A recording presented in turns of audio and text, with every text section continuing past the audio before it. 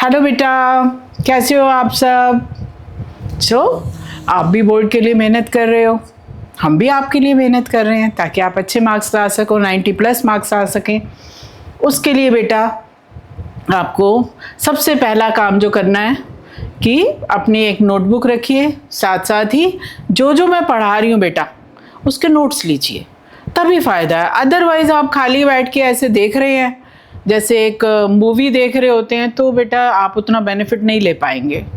तो सबसे पहला काम तो ये कीजिए, अपना नोटबुक और पेन ज़रूर अपने साथ रखिए, और जो मैं आपको स्लाइड के साथ साथ लिख के भी बताऊंगी कि क्या है वो, जब समझाऊंगी लिख के समझाऊंगी, तो आपने उसको समझना है और नोट भी करना है, ठीक है?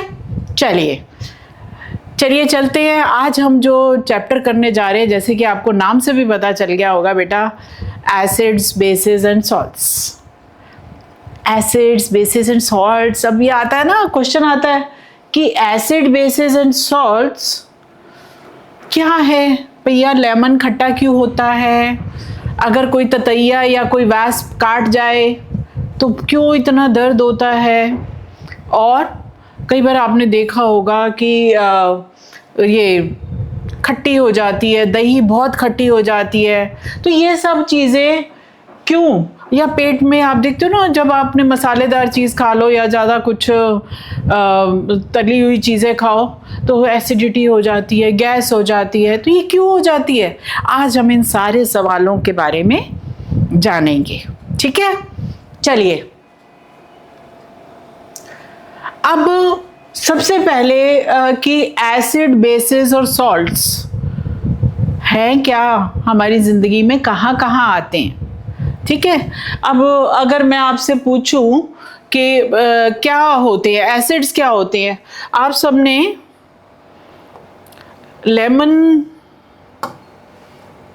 लेमन का खट्टापन पता है आपको किसकी वजह से होता है?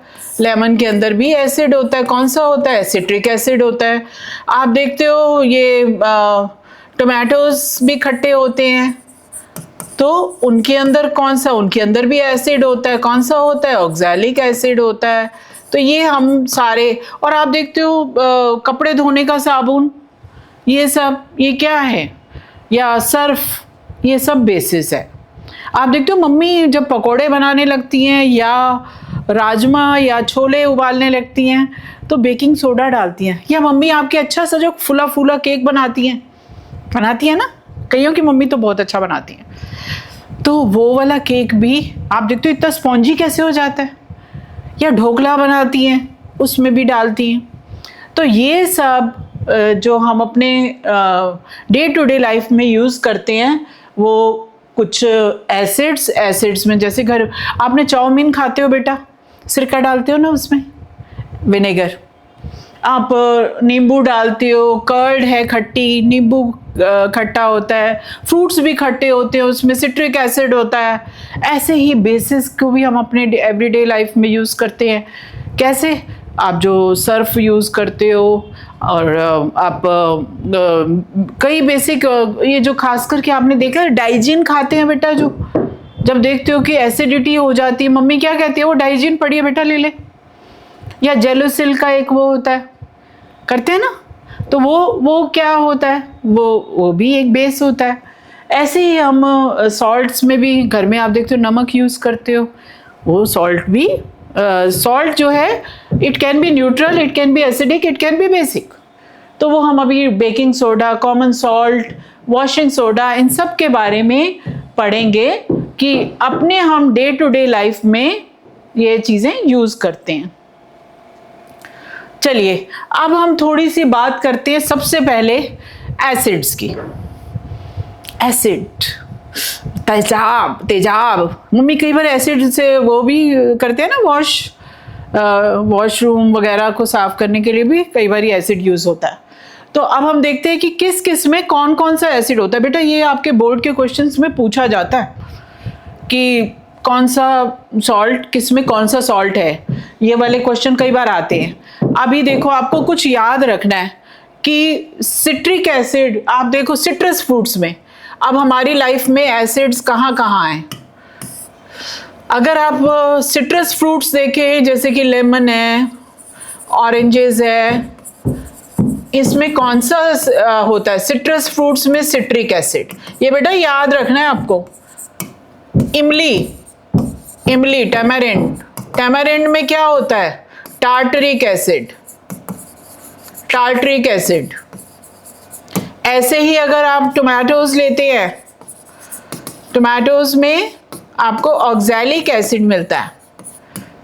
अब ये सारे, कोई भी अगर कर्ड लेते हो, कर्ड के अंदर आपको लैक्टिक एसिड मिलता है। कि हम जो डे टू डे लाइफ में बहुत से एसिड्स यूज़ करते हैं। आप घर में मम्मी कहती है ना आंवला बहुत अच्छा होता है हेल्थ के लिए। क्यों? क्योंकि आंवला में क्या होता है बेटा? Ascorbic acid. विटामिन सी को कहते हैं ना एस्कॉर्बिक एसिड। तो एप्पल लेते हो तो मैलिक एसिड। तो ये सारे, और एक चीज और आपने बेटा कभी ध्यान दिया हो कि जब हमें कोई देखा ना हनी बी काट लेती है या कोई बड़ी सी मक्खी या वैस्प काट लेते हैं तो बहुत इरिटेशन होती है वहाँ पे। वो इरिटेशन क्यों होती है बेटा? क्योंकि वो अपने डंक के साथ, स्टिंग के साथ एक एसिड हमारे स्किन के अंदर इंजेक्ट कर देते हैं। उसको हम स्टिंग के अंदर जो एसिड होता है that is called methanoic acid, methanoic acid. तो अभी आज हमने देखे विनेगर, जो घर में मम्मी सिरका यूज करती हैं विनेगर, उसके अंदर क्या होता है? Acetic acid. तो यहाँ बेटा अभी आपने कुछ एसिड्स के नाम देखे जो हम daily day to day life में यूज करते हैं। तो अगर आपसे पूछा जाए कि विनेगर में कौन सा एसिड होता है? Acetic acid. अगर आपसे पूछा जाए लेमन के अंदर कौन सा होता है? Citric acid. कर्ड के अंदर कौन सा एसिड होता है? बताइए बताइए, अभी बताया मैंने, लैक्टिक एसिड। लैक्टो वर्ड जहाँ पे भी आएगा बेटा मीन्स मिल्क। तो एप्पल के अंदर कौन सा होता है? Malic acid. तो ये सारे एसिड्स हमारी लाइफ में हम यूज़ करते हैं डे टू डे लाइफ में। चलिए अब हम आगे चलते हैं कि ये एसिड्स की फिजिकल प्रॉपर्टीज क्या है। हम कैसे पहचानेंगे कि ये एसिड है इसके अंदर? सबसे पहला, दे आर सार इन टेस्ट। कैसे होते हैं एसिड्स? खट्टे होते हैं। दे आर सार इन टेस्ट, खट्टे होते हैं। और क्या देखा आपने? दिखने में वो कलरलेस होते हैं, ऑर्डरलेस होते हैं, यानी कोई ऐसी कोई अलग स्मेल नहीं आती उनकी। और तीसरा acid, they are good conductor of electricity. Electricity को कंडक्ट करते हैं, दे कंडक्ट इलेक्ट्रिसिटी। और क्या है? They are soluble in water. इनकी सॉल्युबिलिटी अगर देखा जाए वो वाटर में है। तो यहाँ आपने क्या क्या देखा कि क्या चार हमने फिजिकल प्रॉपर्टीज करी बेटा। पहले आपने देखा कि acids they are sour in test, खट्टे होते हैं। दूसरा आपने क्या देखा कि दे आर सॉल्युबल इन, सारे एसिड्स पानी में सॉल्युबल होते हैं पर सारे बेसिस नहीं होते बेटा सॉल्युबल। कुछ जो सॉल्युबल होते हैं उनको हम एल्कली कहते हैं, जो नहीं, कुछ नहीं भी सॉल्युबल होते, but all the acids are soluble in water. तो यहाँ पे हमने 4 फिजिकल प्रॉपर्टीज करी। दे कंडक्ट इलेक्ट्रिसिटी, और they are soluble in water, they are colourless and odourless, and they are sour in test. चलिए आगे चलते हैं। अब ये क्वेश्चन आता है कि ये एसिड्स जो हैं ये अपना बिहेवियर जो दिखाते हैं ये ड्राइनेस में नहीं दिखाते। When they are with water, पानी बड़ा चालाक होता है, पानी इनको तो तोड़ देता है, खुद पूरा रहता है H2O, खुद नहीं टूटता, इनका H खींच लेता है, हाइड्रोनियम आयन बना देता है।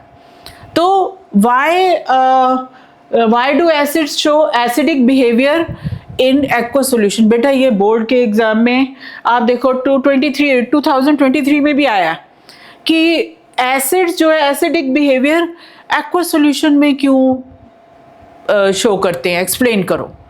ये इसीलिए मैंने ये सेपरेट स्लाइड बनाई है आपके लिए क्योंकि जो बोर्ड में आपके क्वेश्चन पूछे गए हैं अभी तक, उनके बेसिस पे ही मैंने सारी स्लाइड्स बनाई हैं, और NCERT, strictly based on NCERT. कुछ आपको मैं फालतू नहीं करा रही, सिंपली आपके एनसीईआरटी को सिंप्लीफाई करके विथ प्रैक्टिकल्स, ताकि आपको अच्छे से समझ आए। मैं ये आपको हर स्लाइड में, मेरा पर्पस ये है कि आपको अच्छे से समझा सकूं। अब यहाँ पे आपने देखो, अगर ये एसिड है, देख रहे हो ये एसिड है, जब हम इसको पानी में डिसॉल्व करते हैं, पानी क्या करता है, इसका एसिड HCl को तोड़ देता है। किस में तोड़ देता है? H+ में और Cl- आयंस में। और इसका जो H+ है, ये H2O के साथ मिलकर क्या बना देगा? H3O ion, hydronium ions. इनको हम क्या कहते हैं बेटा? Hydronium ions. ये हाइड्रोनियम आयंस की वजह से ही क्या होता है, ये एक्वा सॉल्यूशन में हमें एसिडिक प्रॉपर्टीज देखने को मिलती हैं।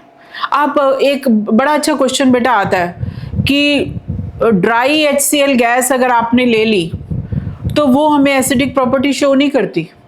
कोई भी आपने ड्राई चीज़ को आप करके देखोगे, टेस्ट करके देखोगे, या उसके अंदर एसिडिक प्रॉपर्टी नहीं दिखेगी जब तक कि वो लिक्विड स्टेट में नहीं आएगी। वाटर के साथ सॉल्युबल होने के बाद ही उसकी एसिडिक प्रॉपर्टी दिखाई देती हैं।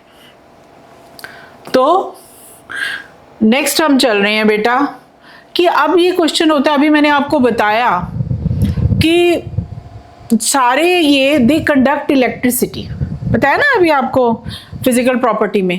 अब क्वेश्चन उठता है क्यों ये इलेक्ट्रिसिटी कंडक्ट करते हैं, है ना? कुछ तो बात होगी कि इनके अंदर कौन सी चीज़ आ जाती है, इलेक्ट्रॉन्स आ जाते हैं कि इलेक्ट्रिसिटी कंडक्ट करते हैं।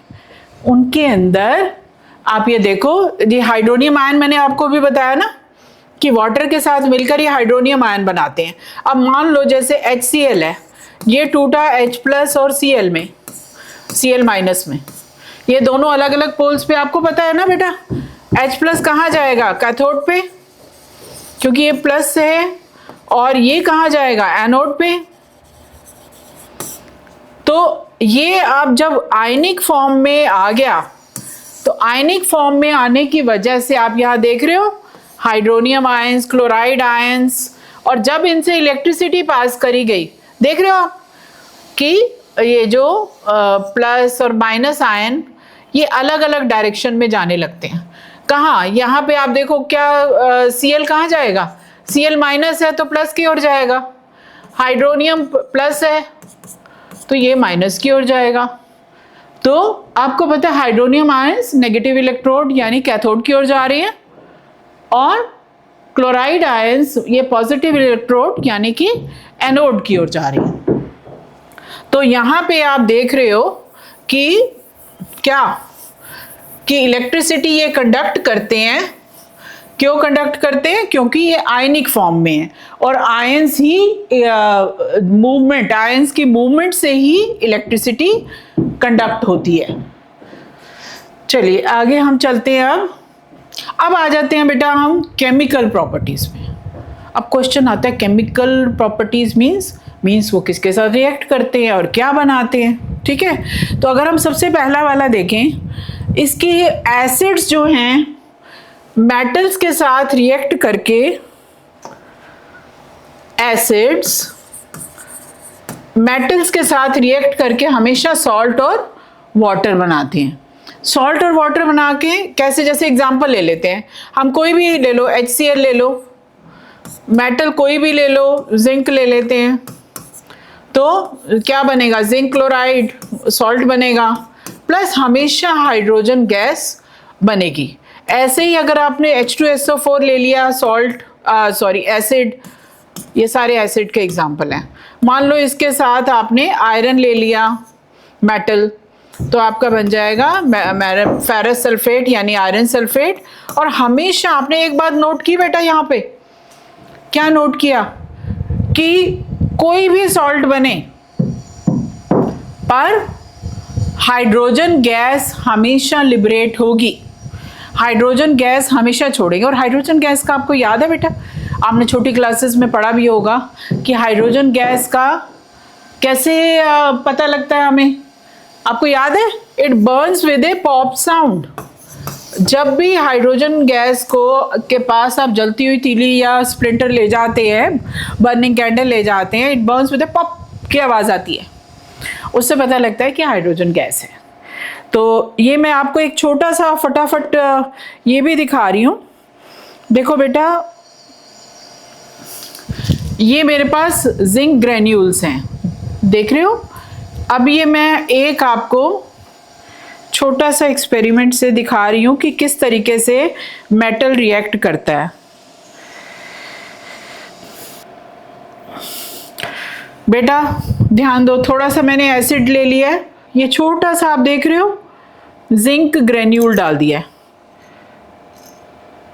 ध्यान से देखो, ध्यान से बेटा, कैन यू सी कि एक ये आपको ध्यान से इसमें बबल्स देखो, हाइड्रोजन गैस के बबल्स बन रहे हैं बेटा, दिख रहा है? ध्यान दो, हाइड्रोजन गैस के बबल्स हैं। अगर मैं इसके ऊपर बर्निंग स्प्लिंटर लेके आऊंगी, it will burn with a pop sound. तो ये क्या शो कर रहा है कि acids react with metal to produce hydrogen gas. ठीक है, ये दिख रहा है। अब तेजी से, अब तो देखो बबल्स भी कितनी तेजी से बन रहे हैं, बहुत तेजी से रिएक्ट करता है ये, देख रहे हो आप बबल्स, दिख रहा है। चलिए अब हम आगे बढ़ते हैं। ये आई थिंक आपको अब क्लियर हो गया होगा। अब अगला हम जो कर रहे हैं chemical property, that is reaction of acids. अब हमने एसिड का रिएक्शन देखना है कि किसी भी कार्बोनेट के साथ, मेटल कार्बोनेट कोई भी ले सकते हैं। मान लो आपने सोडियम कार्बोनेट लिया, Na2CO3 लिया, या आपने कोई भी एसिड के साथ सोडियम बाइकार्बोनेट लिया, या आपने कोई भी एसिड के साथ कैल्शियम कार्बोनेट लिया। तो यहाँ पे आपने ध्यान रखना है बेटा कि कार्बोनेट्स के साथ, अब ये ध्यान देखो, ध्यान से देखो इसको, CO2 निकल गई इसमें से, CO3 में से, तो हमेशा कार्बन डाइऑक्साइड निकलेगी, वाटर तो निकलेगा ही निकलेगा। प्लस अब यहाँ देखो, मान लो हमने एसिड अलग ले लिया कोई, मान लो हमने यहाँ पे HCl ले लिया, HCl एसिड लिया, तो आप क्या देखोगे, NaCl सॉल्ट बन गया।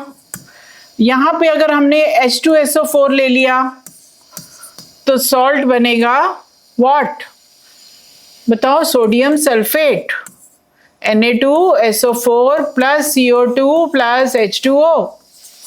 ऐसे ही आपने अगर यहाँ पे HCl फिर से ले लिया कैल्शियम कार्बोनेट के साथ, तो क्या बना, सीधा कार्बोनिक ये calcium chloride CaCl2 plus CO2 plus H2O। यहाँ पे एक चीज आपने नोट की बेटा, क्या नोट किया कि इन सारे रिएक्शंस में क्या था, कार्बन डाइऑक्साइड निकल रही है, वाटर निकल रहा है। तो चाहे वो बाइकार्बोनेट हो, मेटल बाइकार्बोनेट हो या मेटल कार्बोनेट हो, हमेशा कार्बन डाइऑक्साइड और वाटर तो इवॉल्व होंगे ही। अब आप कहोगे कि मैम ये कैसे हमें पता लगेगा कि कार्बन डाइऑक्साइड गैस ही निकल रही है, हाइड्रोजन तो नहीं निकल रही। हाइड्रोजन का तो अभी आपको मैंने बताया था, बर्निंग स्प्लिंटर से वो क्या हो जाता है, क्या होता है, it Burns with A pop sound. और कार्बन डाइऑक्साइड का आपको याद होगा बेटा कि कार्बन डाइऑक्साइड का it turns lime water milky, ध्यान है। कार्बन डाइऑक्साइड का जो टेस्ट होता है, आप अगर जो भी कार्बन डाइऑक्साइड आपने सोडियम कार्बोनेट ले लिया, सोडियम कार्बोनेट के साथ आपने ऊपर कोई भी एसिड डाल दिया, कोई भी मान लो HCl डाल दिया, तो CO2 गैस निकलेगी। और ये CO2 गैस यहाँ पे क्या करेंगे, it turns lime water milky. तो ये आप पे बेटा बोल्ड में क्वेश्चन देखो, पहले भी आया हुआ है पिछले साल, name the gas evolved when dilute hydrochloric acid reacts with sodium carbonate, how will you test this gas. इसी पर बेस्ड, इसीलिए मैंने आपको बोला मेरी हर स्लाइड उस पर बेस्ड होगी कि जिससे कि आपको बोर्ड में हेल्प मिले। बोर्ड में जो क्वेश्चंस आए हुए हैं वो ये सारे आप अगर अच्छे से बेटा ये एक एक नोट कर लेते हो, I can guarantee you will score more than 90%, क्योंकि सारा हर स्लाइड में वो देख के बनाई गई है कि आप पहले जो ज़्यादा इम्पॉर्टेंट है और जो आपको बोर्ड के पॉइंट ऑफ व्यू से आपको आना ज़रूरी है। ऐसे ही एक क्वेश्चन है आया है ये भी पिछले साल कि why is lime water used to test the gas evolve when the acid reacts with the metal carbonate. तो क्यों लाइम वाटर यूज करते हैं? लाइम वाटर क्या करता है बेटा? लाइम वाटर क्या होता है? Calcium hydroxide. कैल्शियम हाइड्रोक्साइड किससे रिएक्ट करता है? कार्बन डाइऑक्साइड से, और कैल्शियम कार्बोनेट बना देता है जो कि वाइट होता है, मिल्की वाइट, मार्बल वाइट। तो लाइम वाटर क्या करता है? लाइम वाटर कार्बन डाइऑक्साइड के साथ रिएक्ट करके कैल्शियम कार्बोनेट बनाता है। तीसरा आपने बेटा न्यूट्रलाइजेशन रिएक्शन की बात करेंगे हम। आपको पता है ना एसिड और बेस दोनों रिएक्ट करके सॉल्ट और वाटर बनाते हैं। तो ये हमेशा ये आपको पता ही है कि कोई भी एसिड, हमने मान लो कोई भी एसिड ले लिया और किसी बेस के साथ रिएक्ट करा तो क्या बनेगा? Salt and water. ये सॉल्ट बन गया प्लस वाटर। तो ये रिएक्शन को, इसको हम क्या कहते हैं बेटे? Neutralisation reaction. न्यूट्रलाइजेशन कर देता है। एसिड किसको न्यूट्रलाइज करता है? बेस को। और कार्बन डाइऑक्साइड, ये सॉल्ट और वाटर बनता है। आप देखते हो ना जब आपको एसिडिटी हो जाती है तो आप अगर जेलोसिल या डाइजिन लेते हो, वो क्या है? एक बेस है, वो न्यूट्रलाइज कर देता है अंदर का एक्सेस एसिड जो प्रोड्यूस हुआ है स्टमक में, और सॉल्ट और वाटर बनते हैं। चलिए मैं आपको एक छोटा सा ये सोडियम कार्बोनेट के साथ रिएक्शन दिखाती हूँ। ये मैंने सोडियम कार्बोनेट लिया बेटा। इसको आप देखो, अगर मैं डालूंगी, ये आपको नज़र आ रहा है, यहाँ मैंने क्या लिया है? Sodium carbonate. देख रहे हैं? सोडियम कार्बोनेट को जब मैंने एसिड में डाला, ये हाइड्रोक्लोरिक एसिड है, आप देखो, कैन यू सी एफरवेसेंस? दिख रहा है? गैस भी निकलती हुई, जैसे आप इनो पीते हो ना बेटा, इनो में भी तो ऐसे ही बनता है। ये कार्बन डाइऑक्साइड और वाटर बना है। दिस इज एसिड के का मेटल कार्बोनेट के साथ रिएक्शन। आपको आज मैंने दो तो डेमो कर दिए। कौन कौन से दो डेमो किए? पहले हमने किया था मेटल प्लस एसिड, एसिड का मेटल के साथ रिएक्शन। अभी हमने किया एसिड की मेटल कार्बोनेट्स के साथ रिएक्शन। और यहाँ है अब न्यूट्रलाइजेशन रिएक्शन, कि जब भी आप उसमें बेस मिला दोगे, एसिड में बेस, तो it will get neutralised. Next अब हम आ गए बेसिस पे। बेसिस क्या होती है बेटा? पहले आपने एसिड की डेफिनेशन आपको याद होगी। Acids are the substances that give hydrogen ions in the water, with water. जो पानी के साथ हाइड्रोजन आयन या hydronium ions to be particular देते हैं, वो एसिड्स होते हैं। और बेसिस क्या होती है? Bases are the substances that give hydroxyl ions with water. पर सब सॉल्युबल नहीं होते, बट जनरली ये OH माइनस आयंस देते हैं। और अगर हम इनकी फिजिकल कैरेक्टरिस्टिक्स बेसिस की देखें, क्या क्या होती है बेटा? बेसिस की फिजिकल कैरेक्टरिस्टिक्स आपने क्या? They are bitter in taste. पर ये नहीं है कि आप कोई भी बेस मिले तो उसको चख के देखोगे कि ये कड़वा है कि नहीं, but generally they are bitter in taste. किसी भी चीज़ को, कोई भी केमिकल, चाहे वो एसिड हो, आपने टेस्ट नहीं करके देखना, बट ये उनकी जनरल हम फिजिकल प्रॉपर्टीज बता रहे हैं आपको। और दूसरा आपने देखा जैसे सोप होता है, they are soapy to touch, यानी थोड़े से स्लिपरी होते हैं, सोपी और स्लिपरी टू टच। और तीसरा इसमें हम जैसे they turn what? Red litmus paper blue. आपने रेड लिटमस पेपर देखा है बेटा? देखो ये ये देख रहे हो लाल रंग का लिटमस पेपर। अभी मैं आपको ये डेमो भी करके दिखाऊंगी। एक लाल होता है, एक नीला होता है, और एसिड्स क्या करते हैं, they turn blue litmus red.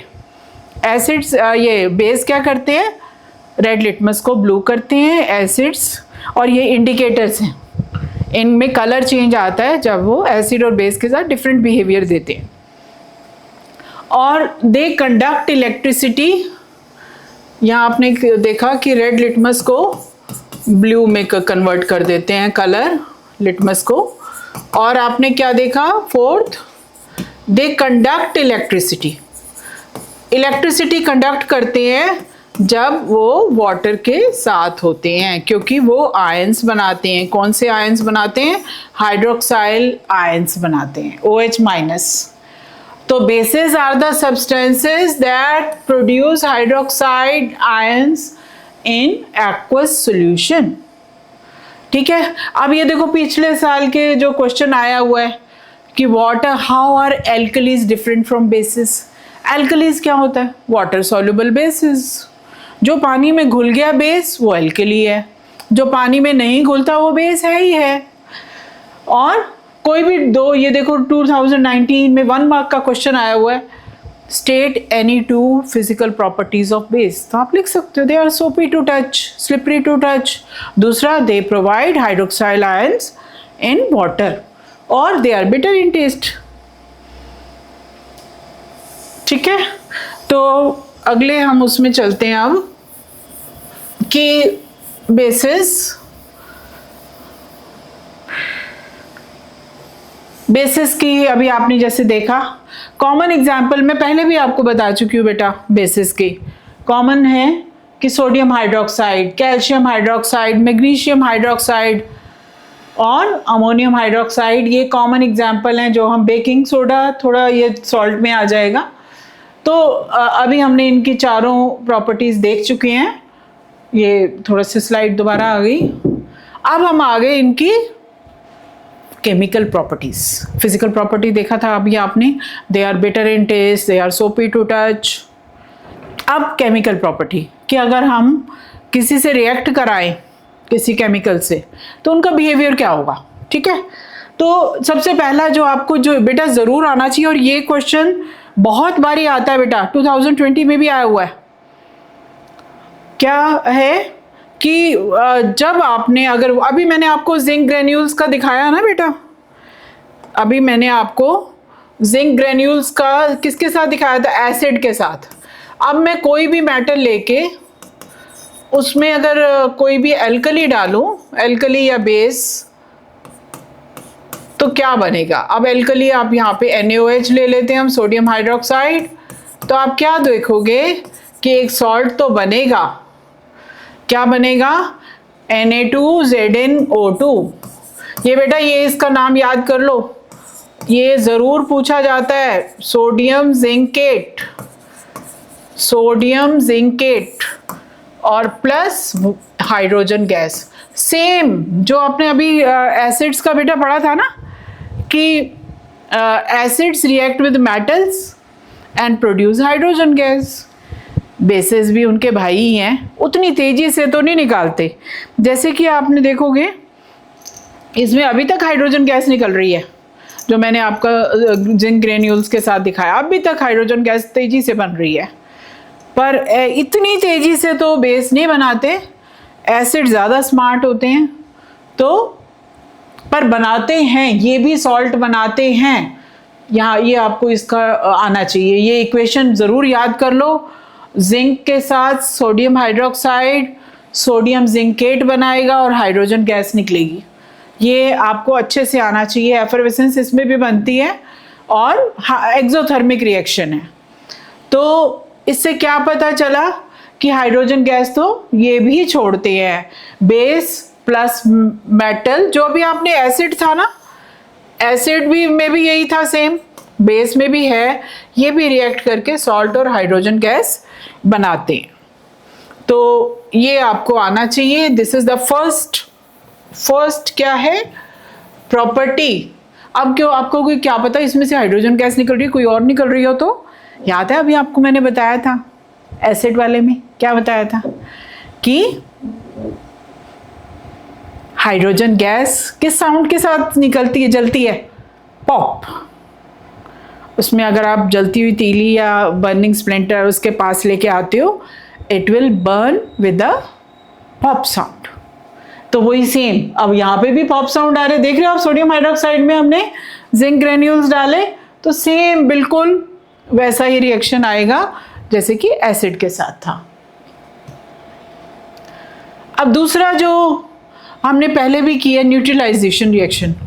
आपने देखा था acid plus base gives you salt and water. तो अब वही सेम हम बेस का भी कह सकते हैं। क्या कह सकते हैं कि base plus acid gives you salt and water.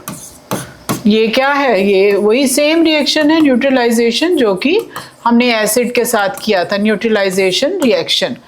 देख रहे हो, वही एक एग्जांपल लेके HCl बेस आप कोई भी ले लो, NaOH आप बेस को पहले रखोगे, एसिड की जगह कोई भी एसिड ले लिया, सॉल्ट क्या बनेगा? NaCl और साथ वाटर, सॉल्ट एंड वाटर।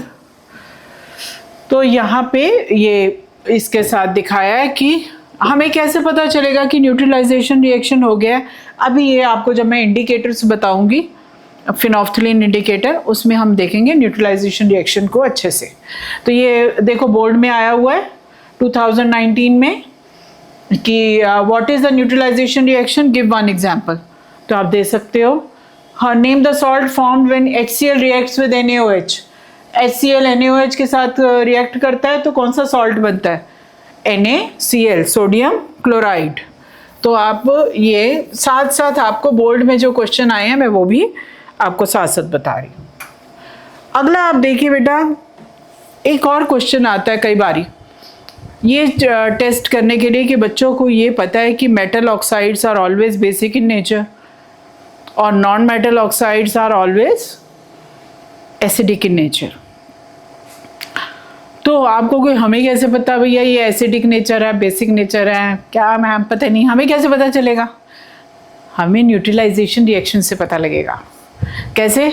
अगर आप हमेशा मेटल ऑक्साइड ले लिया कोई भी, अब मैं ये न्यूट्रलाइजेशन रिएक्शन ही बता रही हूँ बेटा, न्यूट्रलाइजेशन रिएक्शन। न्यूट्रलाइजेशन में आपने देखा था, याद होगा आपको, क्या था? एसिड था और बेस है और gives you salt and water. याद है ना, सॉल्ट एंड वाटर। अब हमें अगर यहाँ पे हमने मान लो नॉन मेटल ऑक्साइड ले लिया, नॉन मेटल ऑक्साइड है जैसे कार्बन डाइऑक्साइड, तो उसको अगर आप किसी बेस के साथ रिएक्ट कराओगे तो आप क्या देखोगे? आप देखोगे कि न्यूट्रलाइजेशन रिएक्शन हो गया।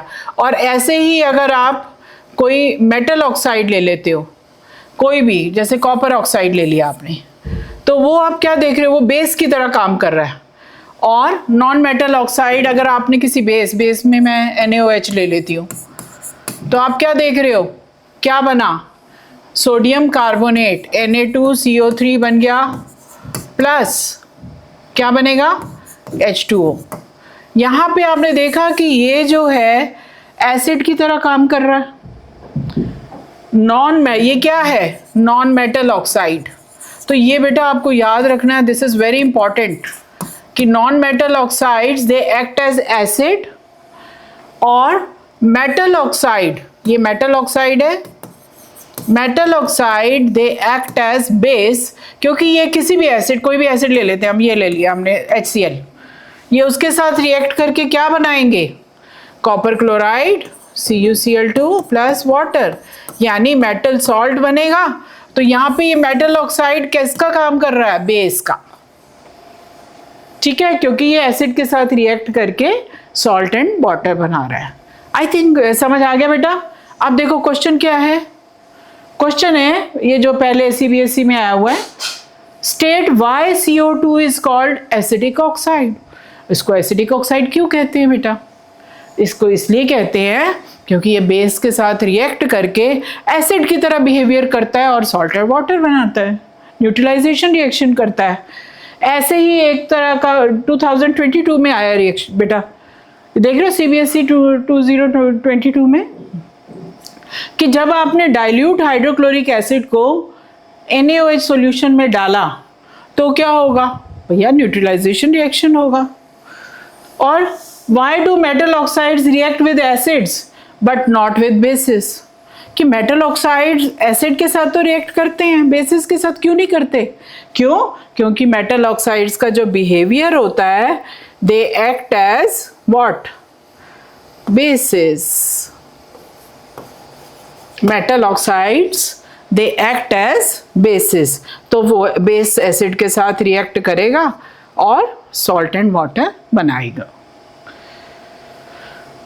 एक मिनट में इसको मिटा दो। तो ये आपको बेटा, I hope you have understood कि metal oxides they act as basic oxide और non metal oxides they act as acidic, acid की तरह काम करते हैं। तो अब देखो, अब हम आ गए इंडिकेटर्स पे। बेटे इंडिकेटर्स क्या होते हैं? Indicators are the substances that change colour with different colour देते हैं with acids and bases. Acid के साथ अलग देंगे, बेस के साथ अलग देंगे। आपने पहले 7th 8th में भी बेटा ये लिटमस पेपर देखा होगा। कोई नहीं, मैं भी आपको दिखा देती हूँ। लिटमस पेपर इस तरह से ब्लू लिटमस पेपर है, देख रहे हो ये शीट सी दिख रही है, ये लिटमस पेपर है। ये किससे बनते हैं? ये लाइकेन एक माइक्रो ऑर्गेनिज्म है, ये लाइकेन से बनाए जाते हैं। तो ये नेचुरल कहें तो इसको ठीक है, ये पर्पल से कलर का ये लाइकेन होता है। और अब क्या है, हमने कौन कौन से तरह के करने? 3 तरह के बेटा आपके NCERT बुक में दिया हुआ है, 3 तरह के इंडिकेटर्स। पहले कौन से होते हैं? नेचुरल। नेचुरल इंडिकेटर में ये भी आपको मैंने बताया, लिटमस पेपर। देख रहे हो, अभी मैंने आपको लिटमस दिखाया। तो लिटमस ये किससे बनता है? लिटमस जो बनता है ये एक तरह के लाइकेन्स होते हैं। लाइकेन्स आपने थोड़ा सा याद होगा आपको कि ये माइक्रो ऑर्गेनिज्म होते हैं एल्गी और फंगस के बीच की सिम्बायोटिक रिलेशनशिप में। तो लाइकेन से ही लिटमस बनता है। और ये आपने देखा, ये 2 तरह के होते हैं, ये ब्लू भी हो सकता है, ये रेड भी हो सकता है। और ब्लू लिटमस जो है एसिड्स के साथ रेड हो जाता है और रेड लिटमस बेस के साथ ब्लू हो जाता है। और दूसरा आपको याद होगा, मम्मी जब कपड़े धोती है, हल्दी का दाग अगर हो, आपने देखा लाल पड़ जाता है। क्यों पड़ जाता है हल्दी का दाग? क्योंकि जो टर्मरिक है, हल्दी है बेटा, ये किसका काम कर रही है? ये एक इंडिकेटर का काम कर रही है। इसको अगर बेस मिल जाए तो रेड कलर दे देती है, एसिड में इसका कोई कलर चेंज नहीं होता। तीसरा चाइना रोज़, ये आपने गुड़हल का देखा होगा बेटा, इसका पाउडर भी मिलता। ये फूल लगे होते हैं चाइना रोज़ के, ये भी इंडिकेटर के काम करते हैं। ये एसिड के साथ अलग कलर देंगे, बेस के साथ अलग कलर देंगे। तो ये नेचुरल इंडिकेटर्स हैं। और सिंथेटिक इंडिकेटर जो कि लैब में बनाए जाते हैं। सिंथेटिक इंडिकेटर में बेटा ये देखो, ये है मिथाइल ऑरेंज, ऑरेंज कलर का है, ये मिथाइल ऑरेंज है। अभी मैं आपको इसका एक्सपेरिमेंट दिखाऊंगी। और दूसरा है फिनोल्फ्थलीन, जो ट्रांसपेरेंट सा दिखने में है पर ये बेसिस के साथ पिंक कलर देता है। तो यहाँ आपने, और तीसरा है बेटा ऑल्फैक्टरी इंडिकेटर्स। ऑल्फैक्टरी क्या होता है बेटा? सूंघने पर, जो स्मेल के ऊपर बेस्ड है। आप देखोगे प्याज अगर एसिड के साथ तो प्याज का टेस्ट वही रहता है, पर अगर इस पे बेस डाल दिया जाए, कोई आपने कुछ भी इसके ऊपर सोडियम हाइड्रोक्साइड या कुछ डाल दिया, इसकी स्मेल गायब। बेसेस में ये अपनी स्मेल खो देते हैं। आपने लौंग का तेल है या लौंग है, उसके ऊपर कोई बेस डाल दिया, उसका क्लोव का जो मेन वो है, एसिड में तो ठीक रहता है, इनकी बेस से दुश्मनी है। ऐसे ही वनीला एसेंस, देखते हो ना, वनीला आइसक्रीम खाते हो, एसिड में तो ठीक है, वनीला अपना फ्लेवर देगा, पर जहाँ आपने कोई बेस डाल दिया, इसका फ्लेवर भी गायब हो जाएगा। तो ये क्या कहलाते हैं? फ्लेवर या स्मेल। इनकी स्मेल गायब हो जाती है अगर बेस आता है, एसिड के साथ सेम रहता है। तो ये ऑल्फैक्टरी इंडिकेटर है कि इनकी स्मेल डिफरेंट हो जाती है। ये कलर चेंज करते हैं, ये नेचुरल इंडिकेटर भी कलर चेंज करते हैं। तो यहाँ भी हम इनको देखेंगे। तो अब ये देखो बेटा, अब आपको डेमोन्स्ट्रेशन से दिखा रही हूँ। मैंने 2 लिटमस पेपर लिए हैं, red litmus paper, blue litmus paper, देख रहे हैं ना आप, ये लाइकेन से बनते हैं। अब मैं इनमें थोड़ा सा, एक में मैं एसिड डालती हूँ, आप देखो इसमें मैंने थोड़ा सा एसिड डाला, क्या कोई कलर दिखा रेड में? नहीं। अब मैंने इस पे थोड़ा सा डाला, क्या कोई कलर चेंज दिखा बेटा? देख रहे हो? ब्लू लिटमस कैसा हो गया? रेड। और अब मैंने थोड़ा बेस लिया, बेस को मैंने ड्रॉपर की हेल्प से किस पे डाला? इस पे डाला, रेड लिटमस पेपर पे। अब मुझे बताना कुछ चेंज दिख रहा है आपको? कुछ चेंज दिख रहा है बेटा? यस, रेड लिटमस कैसा हो गया बेटा? ब्लू। अब मैं ब्लू लिटमस पे डालूं, क्या कोई फर्क दिख रहा है आपको? नो। आप देख रहे हो यहाँ रेड से ये ब्लू हो गया, कौन सा? बेस डाला जब। और जब इसमें एसिड डाला तो कुछ नहीं हुआ। और यहाँ आपने क्या देखा कि एसिड्स ने क्या किया? ब्लू लिटमस पेपर को रेड कर दिया। ये देखो, मैंने ब्लू लिटमस पेपर पे एसिड डाला था, वो रेड हो गया। और मैंने रेड लिटमस पेपर पे बेस डाला था, और ये देख रहे हो ब्लू हो गया। तो ये दोनों, ये क्या हैं? इंडिकेटर्स हैं। These indicators indicate whether the given substance is acidic और बेसिक इन नेचर। करके दिखाऊंगी कि मिथाइल ऑरेंज बेटा, अभी आप देखेंगे प्रैक्टिकल डेमोन्स्ट्रेशन, एसिड के साथ रेड कलर देगा, बेस के साथ येलो कलर, यानी सेम हल्का सा ऑरेंजिश आ जाएगा। फिनोफ्थलीन एसिड के साथ सेम कलरलेस रहेगा, पर बेस के साथ पिंक कलर देगा या मेजेंटा कलर देगा। मैंने सोडियम हाइड्रोक्साइड बेस लिया बेटा। अब इसमें देखना, सबसे पहले मैंने इसमें क्या डाला? फिनोफ्थलीन। फिनोफ्थलीन ये देखो कलरलेस है, दिख रहा है बेटा? फिनोफ्थलीन ये।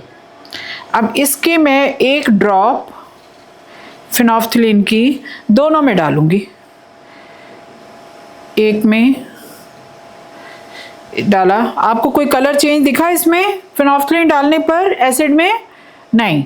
अब ये मुझे बताना, यहाँ कोई कलर चेंज दिखा बेटा? Yes, what is it? आपने देखा कि फिनोफ्थलीन डालने पर बेस का कलर कैसा आता है बेटा? पिंक आ गया। और एसिड वैसे का वैसा रहा, कलरलेस का कलरलेस रहा। अब एक और मैं टेस्ट आपको करके दिखा रही हूँ। एक मेरे पास, अब आपको न्यूट्रलाइजेशन रिएक्शन, आपको याद है न्यूट्रलाइजेशन रिएक्शन में कहा था कि जब बेस को एसिड डालते जाओ तो क्या होगा? आप देखना, ये पिंक कलर, जादू, पिंक कलर गायब गायब गायब। वो जब तक ये पूरा न्यूट्रलाइजेशन होगा, इसका मतलब अभी भी ये बेसिक है। अभी इसमें और एसिड डालती हूँ, आप देखो, अब ये न्यूट्रलाइजेशन रिएक्शन हो रहा है, अभी भी बेसिक है, अभी भी बेसिक है। तो इसमें थोड़ा सा एसिड और डालती हूँ।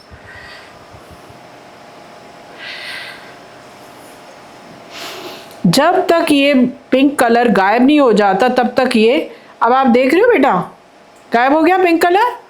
अब ये न्यूट्रलाइज हो गया, न्यूट्रलाइजेशन रिएक्शन हो गया। क्यों? क्योंकि एसिड और बेस न्यूट्रलाइज होके क्या बनाते हैं? Salt and water. अब मैं एक और इसमें, अब मैं आप बताओ मुझे, अगर मैं इसमें बेस डालूं और अब ये फिर से आपको क्या देख रहे हो? मैंने बेस डाला तो क्या हो रहा है? फिर से वो कलर आ गया, क्योंकि वो पहले न्यूट्रलाइज हो गया था, पर अब वो जो है फिर से बेसिक हो गया है। चलिए, इसको तो मैं रख रही हूँ साथ में। अब आपको एक और रिएक्शन दिखा रही हूँ बेटा, जिसमें हम मिथाइल ऑरेंज, ये देख रहे हो बेटा, ये मिथाइल ऑरेंज है, दिख रहा है? ये देखो, ये मिथाइल ऑरेंज इंडिकेटर है। ये पेट्री डिश वैसे बेटा हम यूज़ करते हैं बायो के एक्सपेरिमेंट्स में, पर क्योंकि यहाँ मैं आपको वीडियो दिखानी है तो मुझे पेट्री डिश यूज़ करना पड़ रहा है। अदरवाइज़ हम क्लास में सिर्फ इसी को यूज़ करते हैं, टेस्ट ट्यूब्स को। अब देखो यहाँ मैंने इसमें थोड़ा एसिड लिया, उसमें मैंने बेस लिया। अब मैं इनमें दोनों में डालूंगी। अब आप मुझे बताइए, एसिड में मैंने मिथाइल ऑरेंज डाला, ऑरेंज कलर का था, अभी आप देखना ये गाढ़ा रेड हो जाएगा। हो गया, काफ़ी हो गया। अभी इसको मैं थोड़ा सा और एसिड डालती हूँ, इसमें एसिड कम है।